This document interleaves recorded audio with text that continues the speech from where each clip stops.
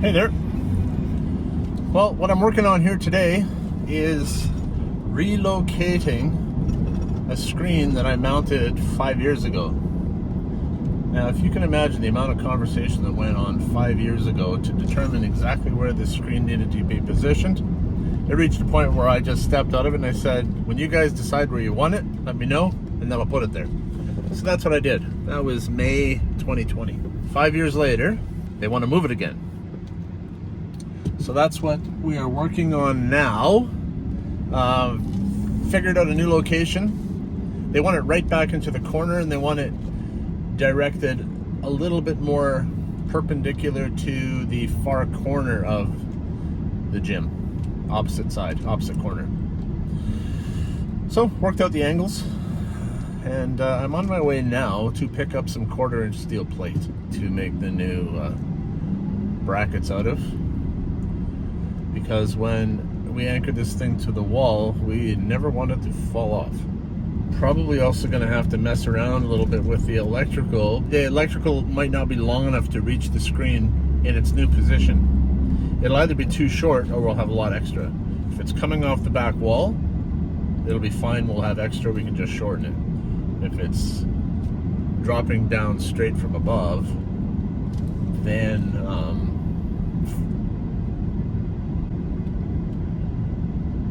I'll have to make it longer. So we'll see.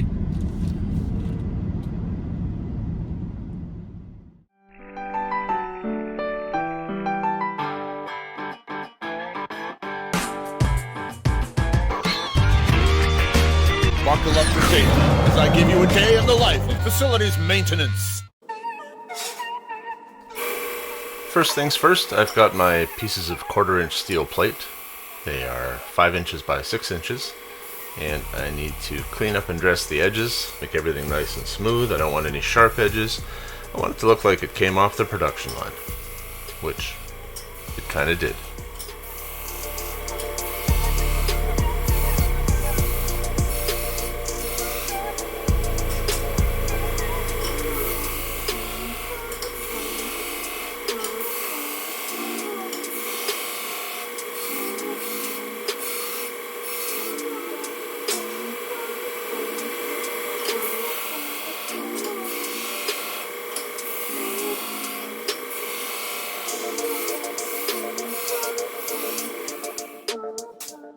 Each bracket's going to need 4 holes in it.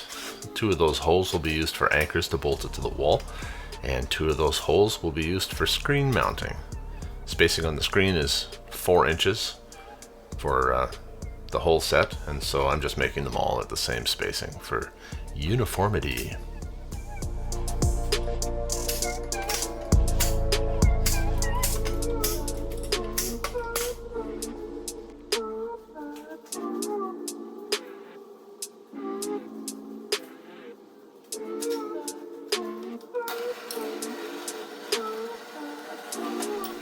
When you're drilling holes like this, you really want to use a product like this is called Rapid Tap that I've got, but you want to use a cutting oil. It helps protect your bits. From the little punch mark that I make, I start and make a very tiny little divot, almost like a well. I put a couple drops of oil in each one, and then I'm drilling it the rest of the way through. That's why you see the smoke coming out of there. That's just burning oil. But it helps keep the tip of the bit cool, and a cool bit is a sharp bit. Otherwise they dull and burnish really quickly.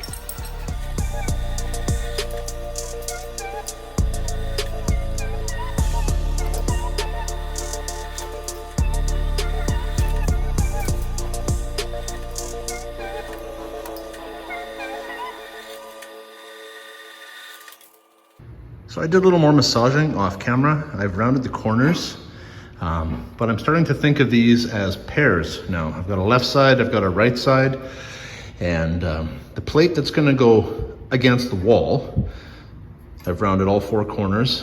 The plate that's gonna be attached to this back plate that the screen will bolt to, I've rounded the leading corners. Maybe you'll see it better if I position them more like they will be when they're on the wall. Basically like that. Now it's not the exact angle. I've got my angles on my cardboard template here. So this one on the left will be 34 degrees. The one on the right will be 56 degrees. And because this is coming off like a T, I haven't got anything that I can lay around there. So I've got a couple of options. One of them is I could actually cut up my cardboard and use that, say that line there as my guide. Just fit it in here, put these around there so they're sitting on there the way they need to. I could tack it in place, confirm my angle, and then just go ahead and weld it up. Or I could use this protractor here. So 34 kind of looks like that.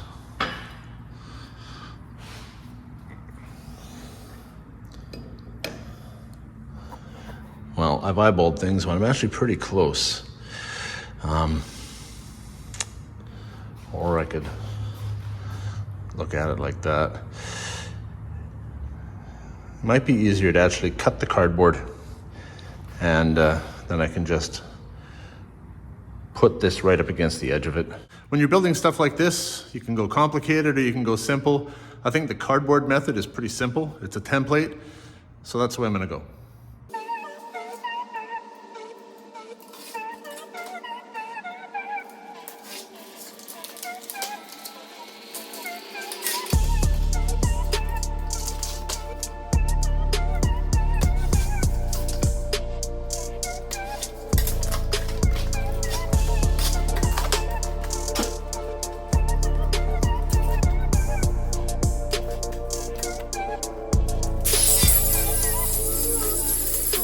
Before I do any layout of anything that's going to be permanent, I need to dress this table because previous projects on this table by the students and, well, others, not myself, they've left this table in a real state.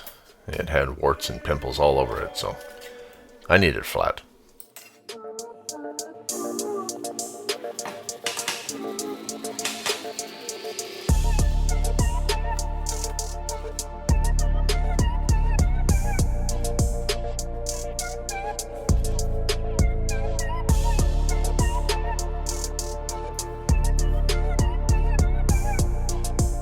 All right, there's my angle for the left side bracket.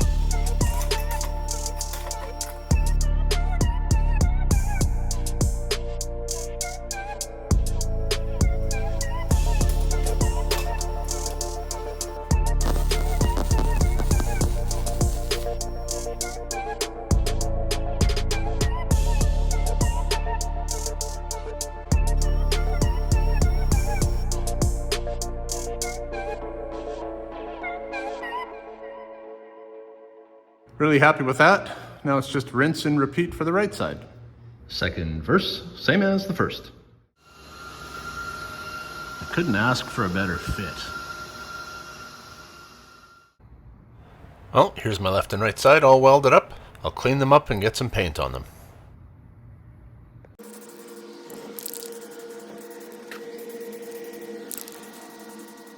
And by tomorrow, when the paint's fully cured, these will be ready to install.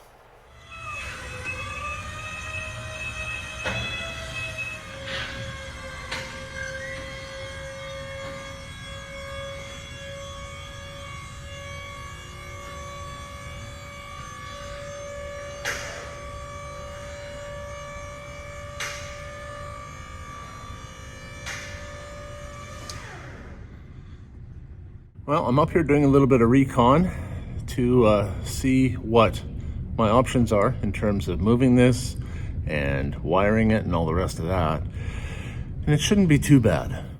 There's an up-close view of the original brackets that I made 5 years ago to hang these from the trusses here.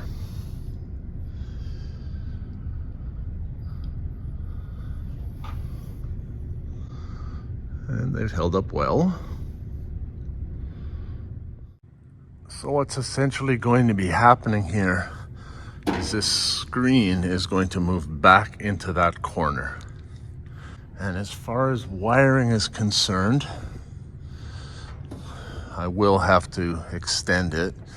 This is my piece of BX that's going into the screen itself, and it's running to that junction box there. So at the end of the day, it'll be a very easy move. Doesn't look like I have to change anything else other than this single piece of BX after mounting this back there against the wall.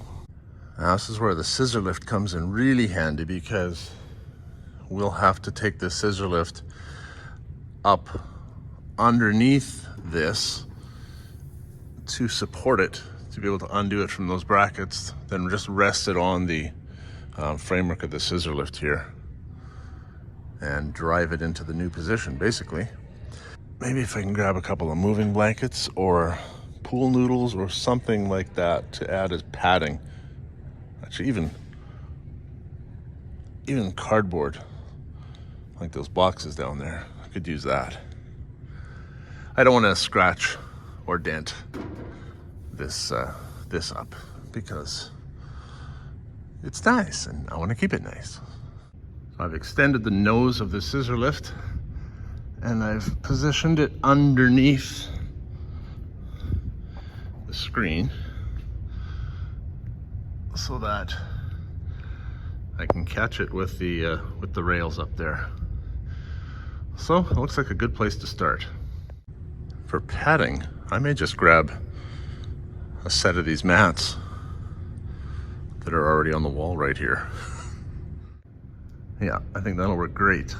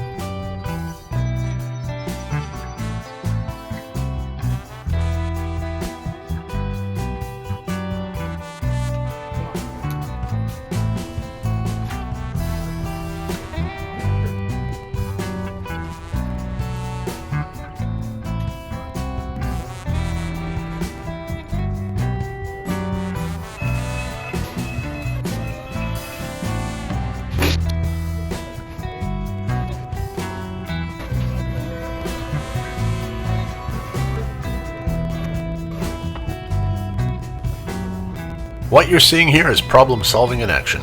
Our original plan was to mount this to the concrete wall above the ledger board, but we ran into the bottom of the truss, so we decided to go down onto the tectum instead, below the ledger board.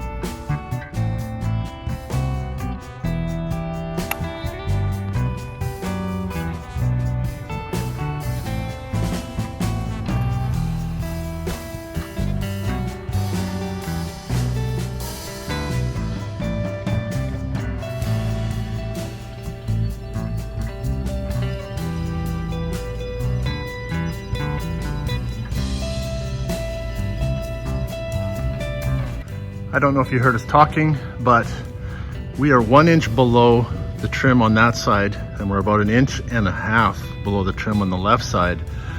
But that was necessary in order to make it perfectly level. It has to be level, or else the screen won't wind properly.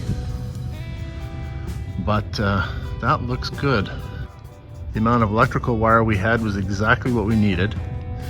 So that was perfect. We didn't even have to shorten it. Out with the old, in with the new. Thanks so much for watching. Have a great day. I can laugh at you. I'm okay. I just forgot how heavy it was. It's good thing this has a down point too.